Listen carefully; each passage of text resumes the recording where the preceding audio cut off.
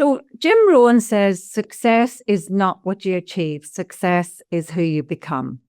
What's your definition of success? Mine has always been, am I a better person today than I was yesterday? Will I be a better person tomorrow than I was today? Right. So it's the constant improvement.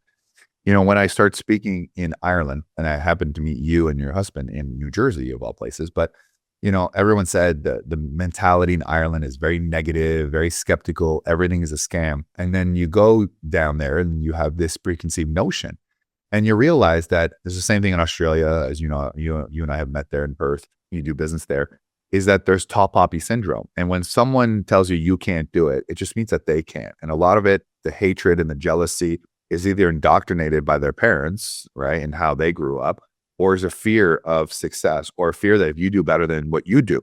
And so I always embrace, you have to put it in a position, here I'm Canadian American and I'm going to Ireland and I did very well. Get to you doing very well as well. And sometimes you have to do what other people are not doing. And that's what success is, right? Am I a better person today than I will be tomorrow? And so success is not defined by how much money you make, it's by the progress. And most people are born at 18 and die at 21.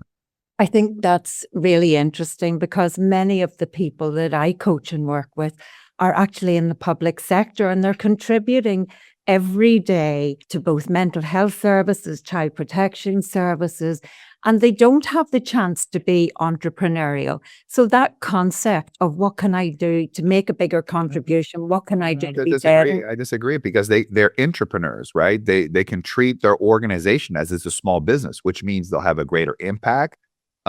They can get promoted, they can make more money, or they can make their life much more valuable. It's not just about being an entrepreneur. You can be an entrepreneur. I mean, my CEO started as the lowest paid person, and now she's partners in all the companies, right? So, and everything I do. So from 28,000 to making millions and millions of dollars, right? But it's by adding value, and how you add value in an organization is bringing ideas, helping when it's needed, not saying this is not my job, this is not my department, not thinking inside the box, not thinking outside the box, throwing the box out the window, giving respect and credibility to your superiors, whether you agree or not, it doesn't matter. They're your superiors, and be there to help them because one day it'll be your point. But when people kind of create this adversarial position with their superiors, it never ends very well. And you may be right? But there's a food chain, just like in the military, just like in business, just like in success, just like in the corporate world. So people that are listening to this, at the core, as you like to describe, is who they are, what they want to be, and how they want to succeed. And if you have a good core, right, and you're a good person, your life will be much better. And I think you'll have a lot more meaning to your job if you do that. And I think that's how they have to take a look at it. Not, this is my job, this is my position, it's only going to do. It's like, okay, how can I just be the best that I can be at what I do? And whether you're an entrepreneur or a job, it's the same thing.